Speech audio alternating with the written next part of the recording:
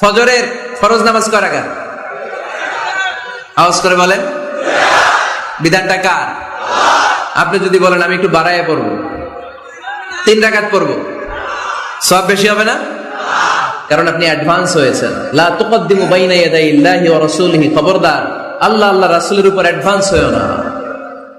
রমাদানের রোজা 30টা, আপনি যদি বলেন 35টা রাখবো, ফেনীর ভাইয়েরা, রমজানের পরে আরো 5টা যদি একাধারে রাখেন, রমজান মনে করে আল্লাহ কবুল করবে?